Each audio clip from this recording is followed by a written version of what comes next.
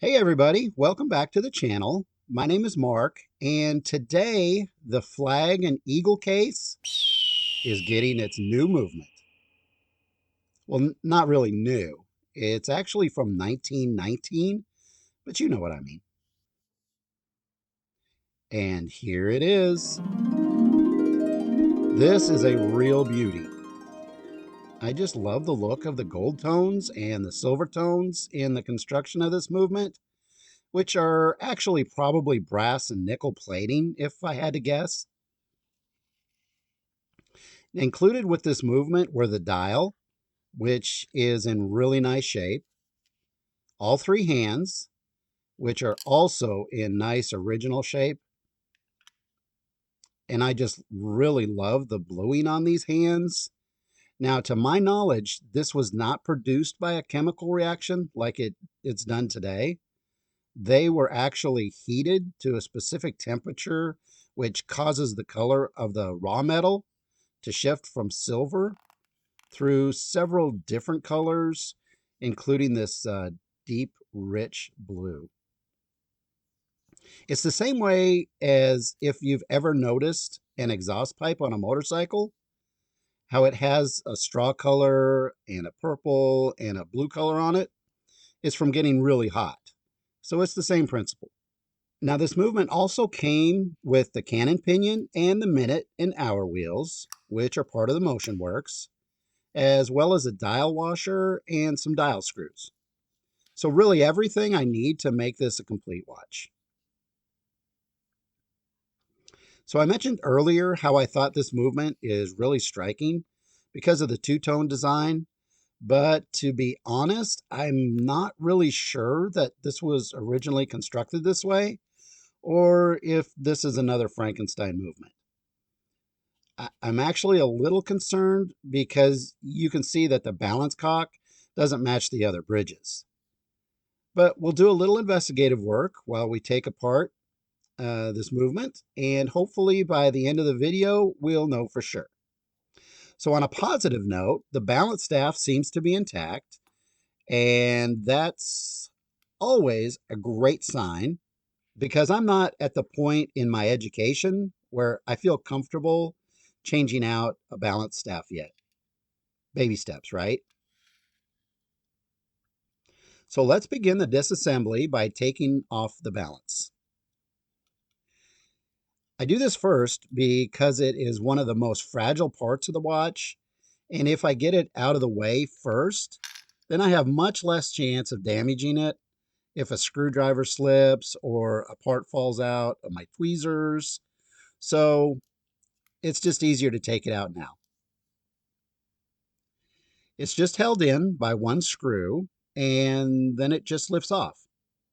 And with this off, wow, just look at the decorations that are on this movement. Those little round swirls are called perlage. Now, that word is French, and it's used to describe the bubbles in champagne, and I can get that. When I see it, I always think of the nose of Charles Lindbergh's plane, the Spirit of St. Louis. It's just so beautiful.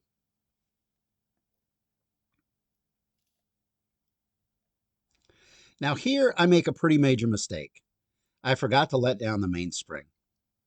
What I mean by that is I forgot to check to make sure that the movement didn't have any wind in it.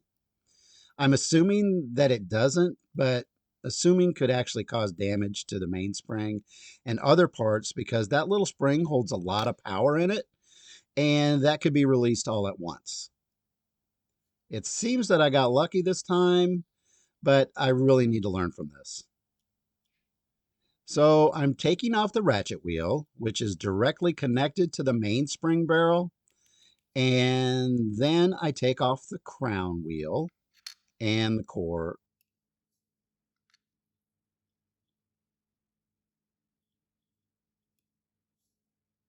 And oops, I forgot to take off the click. So I'll do that now.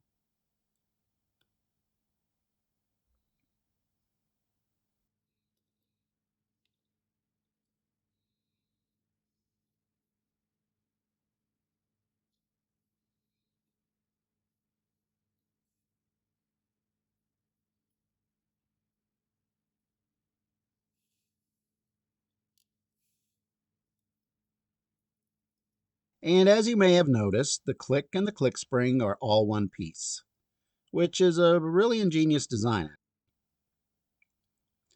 Then I can move to the barrel bridge, which exposes the mainspring barrel and part of the keyless works. And everything looks pretty good. Then I'll take out the screws that hold down the train wheel bridge.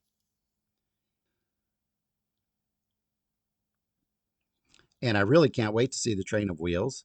It's just one of my favorite things when I get to see the wheels all laid out for the first time. I like to see if I can remove the bridge without disturbing the wheels. And ooh, look at the color of that center wheel. That gorgeous bronzy color, that is so pretty. So it seems to be stuck. It's almost like the cannon pinion is still attached to the other side, but I know that the cannon pinion wasn't in place when I got the movement. So maybe it's just some dried on oils or something. It's hard to tell the last time this movement had been serviced. So I'm just going to use a piece of pegwood and it finally comes out. I just had to pull straight up. Next is the third wheel, and that comes out nicely. Then the fourth wheel, or the seconds wheel, with that long pivot that the second hand fits onto. Then the escape wheel. Now I can remove the mainspring barrel, which is just beautiful, by the way.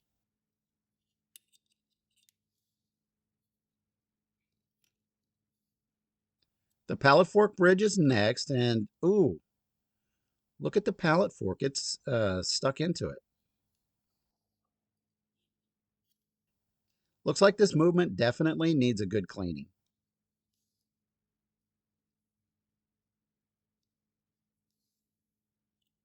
Now I'll cover the yoke spring with some pegwood as I remove the cover plate so it doesn't go flying.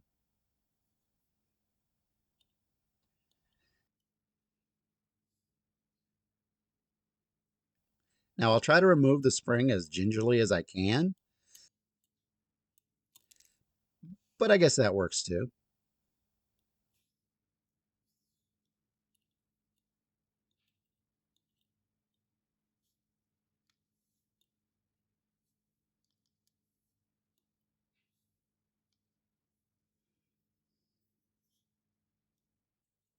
Now we'll remove the parts of the keyless works, which include the winding gear and the sliding clutch.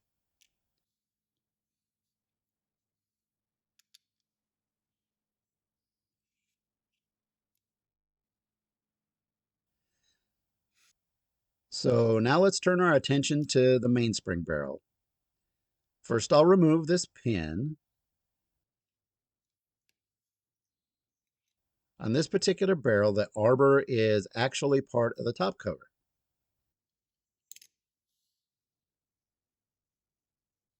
And it doesn't look too dirty in here. Actually, it looks a little dry. You can see the blue color of the mainspring, and that's a pretty good indication that this is the original spring. Most newer mainsprings are silver in color and a little different in shape.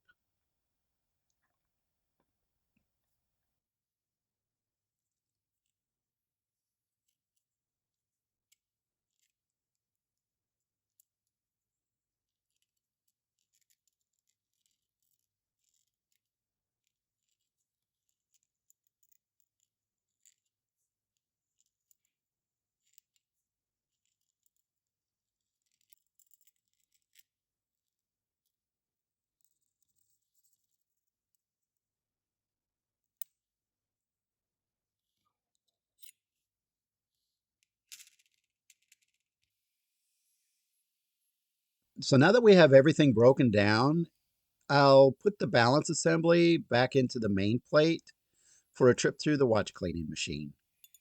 I put it back on here because this is just the safest place for it. And I want to make sure that it's seated properly, or it could break a pivot if it's not.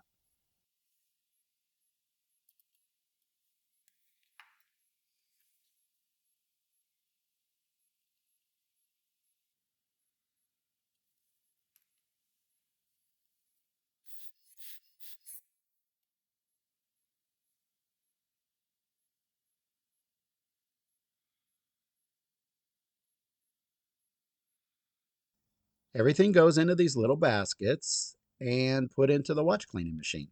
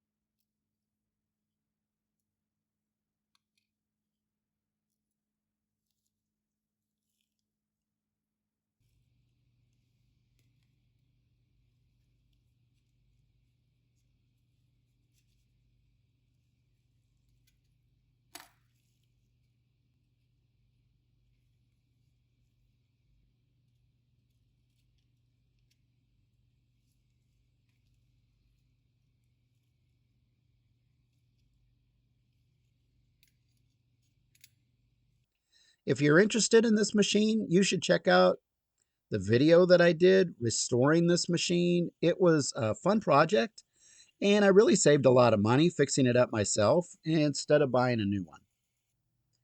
And you can find that video along with my other videos on my channel page, Watch as I Learn.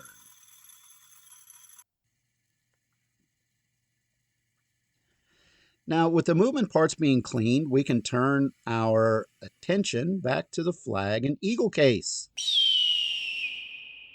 I want to go over everything with some pegwood first and try to remove as much dirt and gunk as I can. But honestly, it really doesn't look too bad.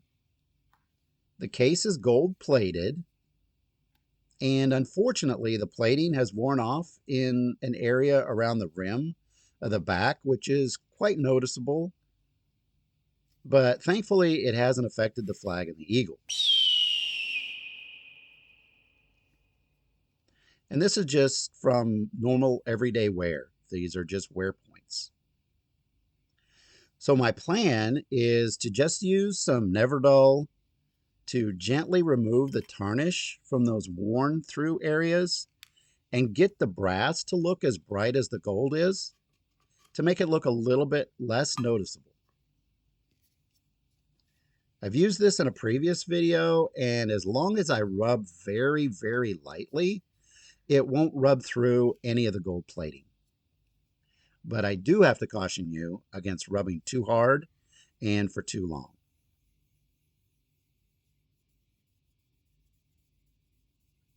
So I'm just rubbing lightly, and you can actually see the tarnish disappearing and blending into the surrounding gold. And that didn't take much effort at all.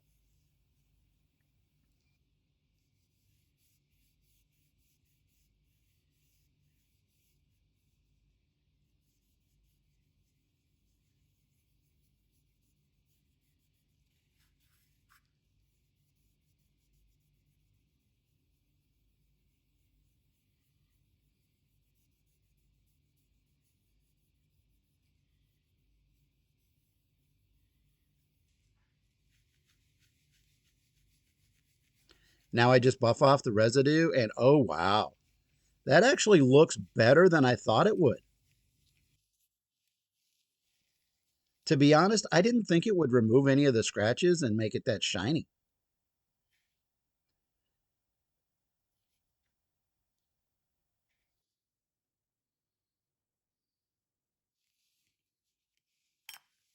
So now I kind of got to do the rest of the case just so it matches. So I'll remove the crystal from the bezel, and it just pops out with a little bit of force.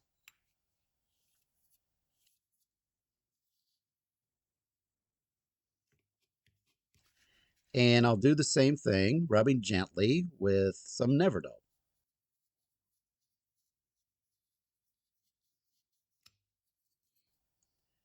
And while I'm at it, I'll peg the groove for the crystal also.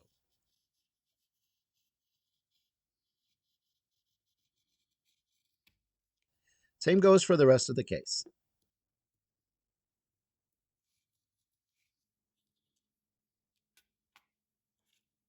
So a trip through the ultrasonic cleaner will make sure that all of the remaining dirt, grime, and residue from the Neverdol are removed.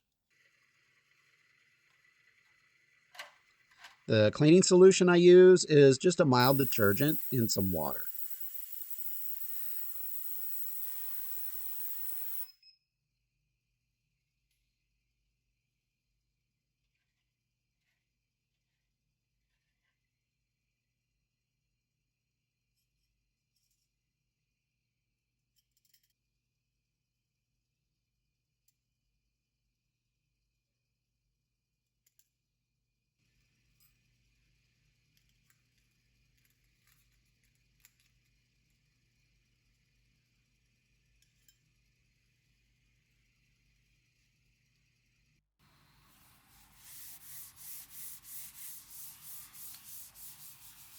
So here's a quick tip. Don't polish your case back on your watchmaking mat.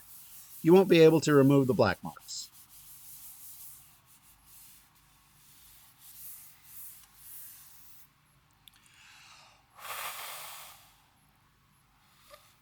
So with the watch case and the disassemble movement clean, I can return the parts to the tray and move on to cleaning the jewels in the balance cock.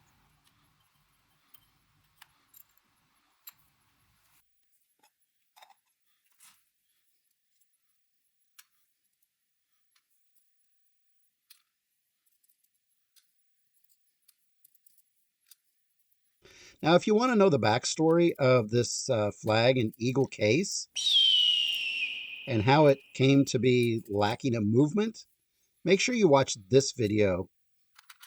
I'll leave a link to it at the end of this one.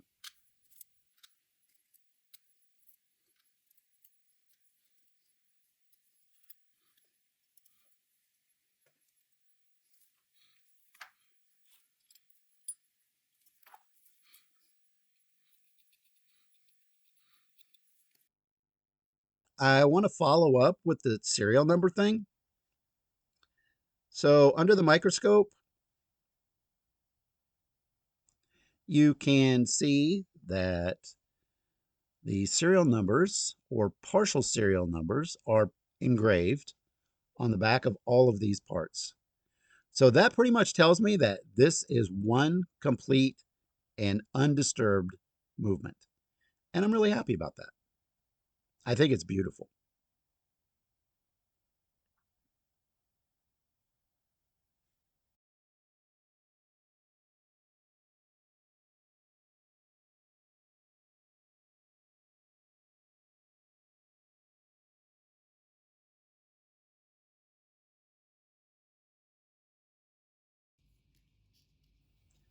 Okay, so now let's get into cleaning the jewels and the balance cock. Now, this is the first time I'm going to be doing this, so please excuse that my hands are a little bit shakier than usual. I'm pretty nervous to do this. I really don't want to screw this up, but I know that this will really help the movement run so much better. And it's really something that I'm going to have to learn to do eventually, right? Again, baby steps. So I'll begin by loosening the screw that holds the stud on the hairspring. And this will allow the balance cock to be removed from the balance wheel hairspring assembly.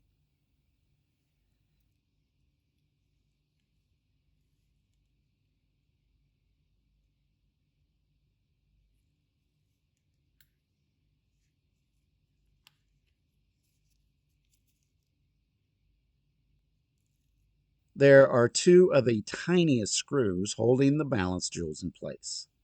So I carefully try to remove those and oh yeah, I meant to do that.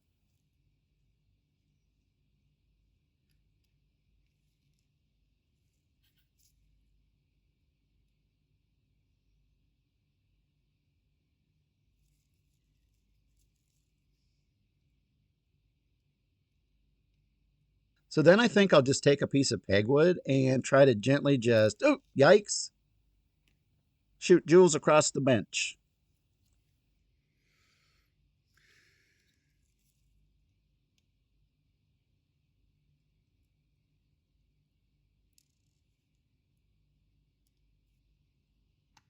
So with the jewels removed, I'll just soak them in some lighter fluid. It's also called naphtha to loosen some of the old oils, and then I'll use the pegwood to rub them clean.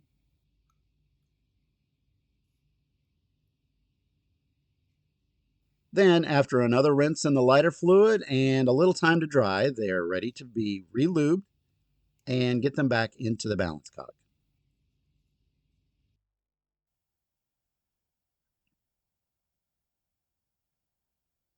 Now, I'll be applying a drop of Mobius 9010 to the flat side of the cap jewel.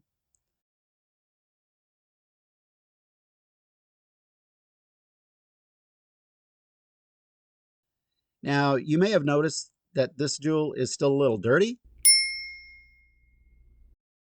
and my oiler is dry. That's because I mistakenly used the footage of me practicing this maneuver and not the real deal. But I think you get the idea.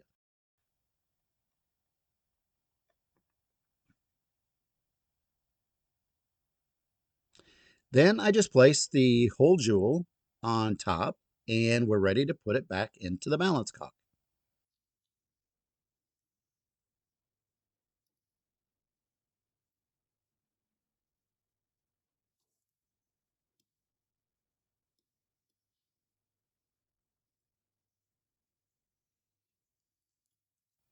And once it's seated properly, just replace the screws.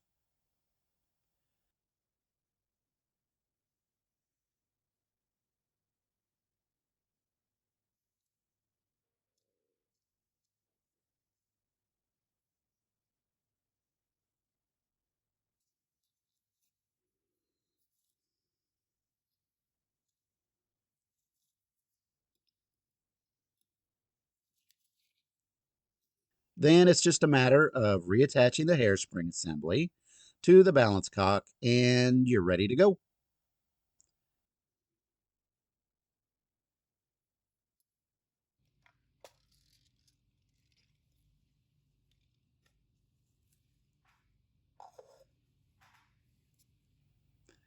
Now, that little maneuver took me so long to get it done that I actually ran out of battery on my camera. So I have no footage of that actual procedure. But I finally got it. It just takes persistence and patience.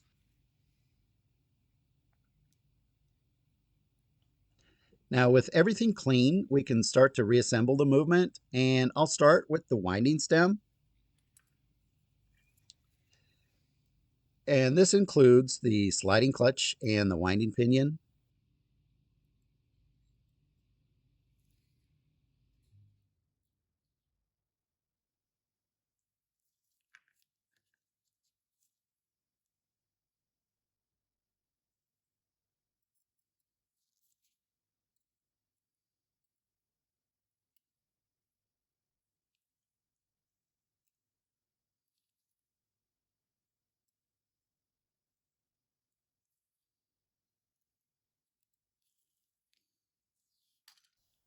These are assembled using a little Molykote DX, which is a grease that is used on high friction parts.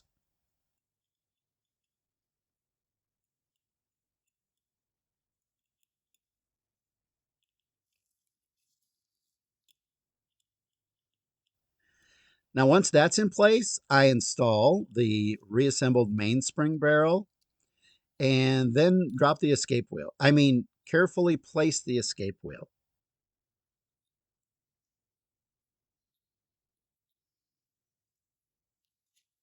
followed by the fourth wheel,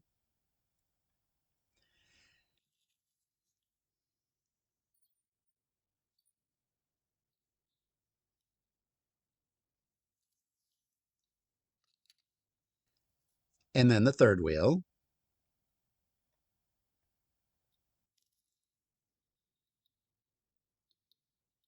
And then I add some Mobius HP 1300 to the center wheel before I set it in place.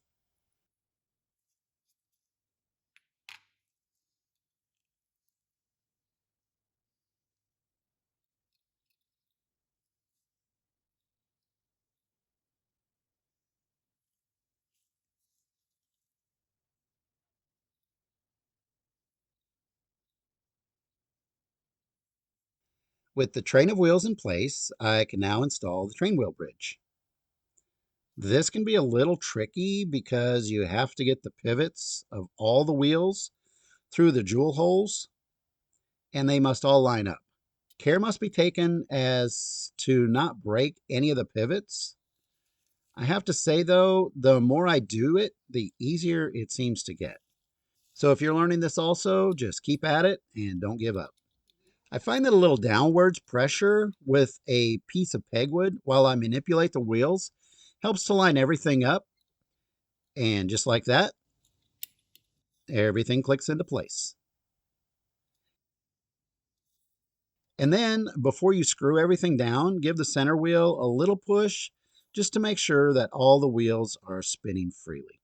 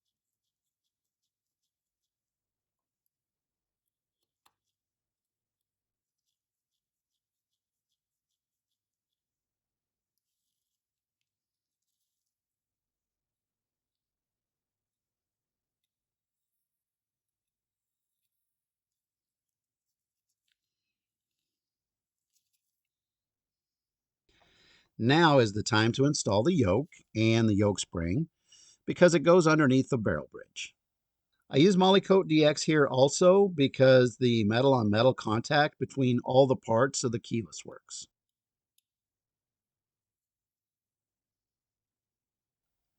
Using the right amount of lubrication is something that I've been trying to work on because I know I use too much, but I'm trying to learn.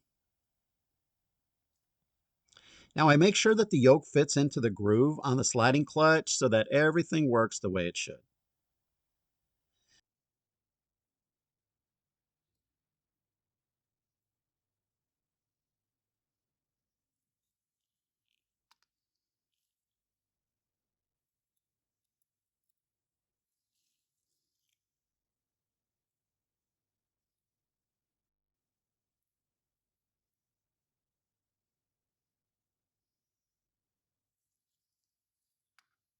Now this spring can be a little tricky, but I find that like most things in watchmaking, a piece of pegwood can really help in a pinch. With the spring in place, there is a circular cover plate that keeps everything from flying away.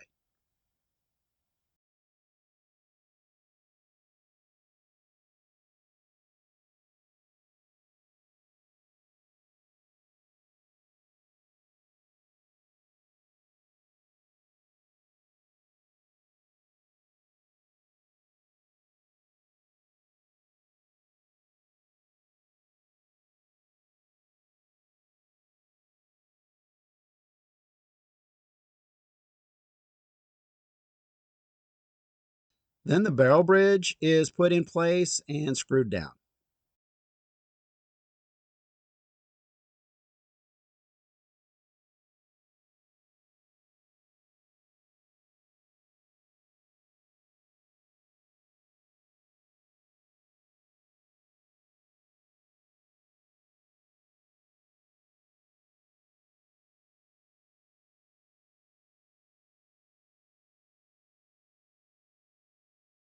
But before I give the screws a final tighten, I check the barrel to make sure it spins freely all the way down to the escape wheel.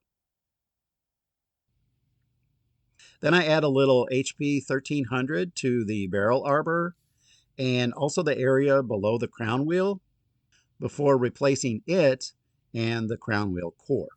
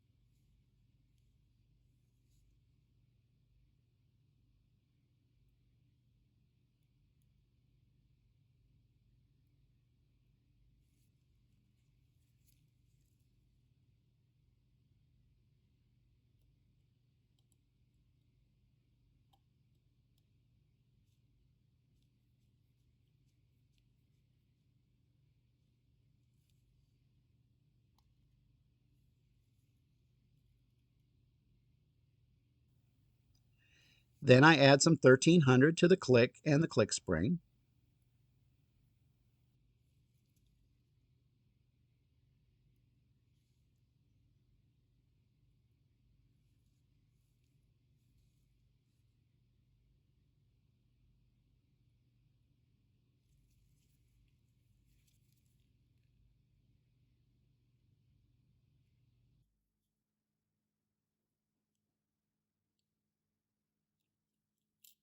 And next comes the ratchet wheel.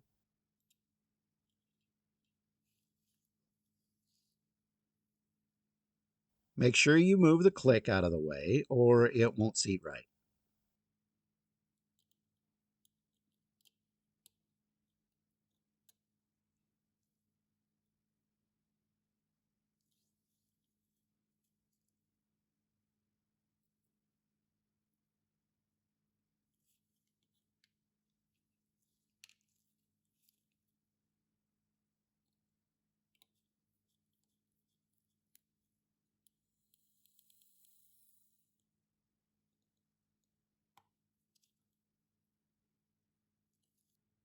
Okay, we are getting really close now. I'm installing the pallet forks and the pallet fork bridge.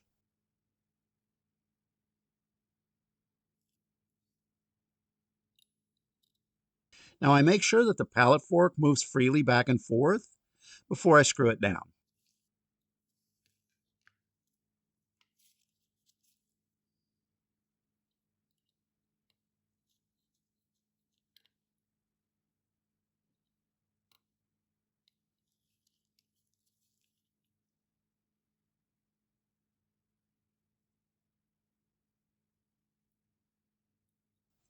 Then I add a little wine to the mainspring and I get to use one of my newest old tools, a bench key. It makes it much easier than having to put the movement back into the case just to wind it a little. And if you know anything about watchmaking and watchmakers, there are a ton of tools out there, but most of them are really pretty helpful.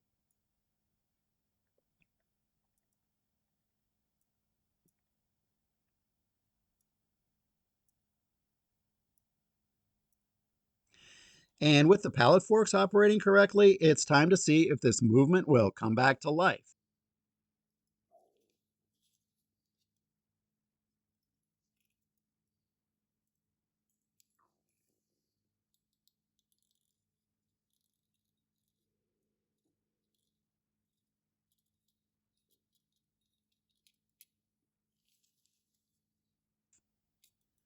And yes, this thing just jumped back to life. She's a runner.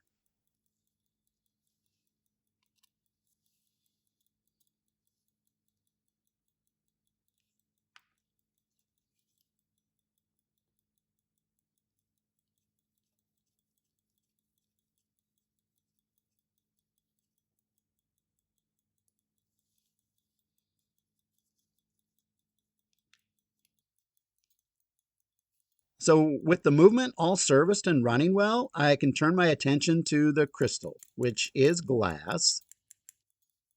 And quite honestly, it looks really good after that bath in the ultrasonic.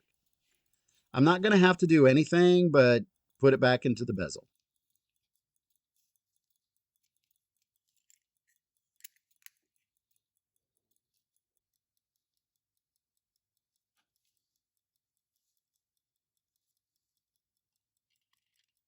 So before I can case this up, I need to put the motion works back in. So I'll start with the cannon pinion, which snaps right in, followed by the intermediate wheel. And this transfers the motion from the sliding clutch to the minute and hour wheels for setting the time.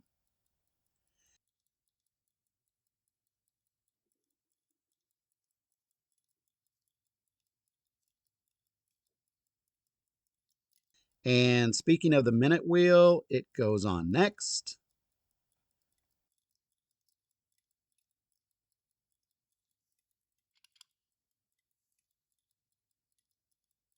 followed by the hour wheel, which just slips over the cannon pinion. And with that, all we need to do is add the dial washer, and we're ready to install the dial. But before we put on the dial, I just want to give it a really quick once over with just some water and a cotton swab.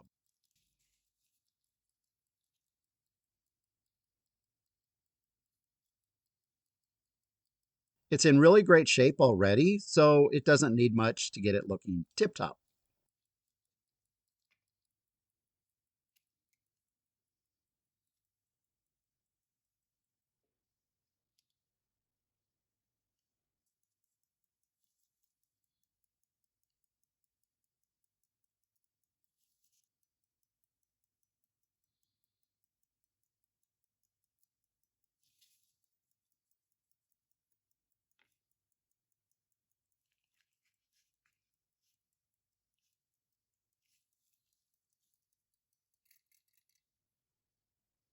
Okay, we're in the home stretch now, and I can see the finish line. Just need to add the hands and the bezel, and we will be done. Well, almost. If you'll remember earlier in the video, I used some Neverdull to shine up the portions of the case where the gold plating had worn down to the brass, and the brass was showing through and a little tarnished. Well, if I don't do something to protect that brass from the air, it's just going to tarnish in a few days and go back to looking the way it did. Well, I have this stuff called Renaissance wax, and it's used by museums to keep all of their precious items looking great. Well, I use it to protect the metal on some of my collectible firearms just to keep them from getting fingerprints on them. So I figured maybe it would work to protect the brass and keep it from tarnishing so quickly. So a light coat of this wax should do the trick. I'll keep you guys updated. And speaking of you guys and gals, I want to thank you very much for watching and for subscribing. It really motivates me to keep making these videos and sharing successes and my failures with you.